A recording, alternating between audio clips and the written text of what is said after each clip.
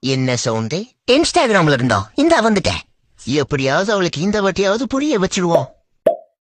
கல்யாண பேச்சோட எவனாவது வீட்டுக்குள்ள வந்தீங்க கல்யாணம் பண்ணிடுவேன்.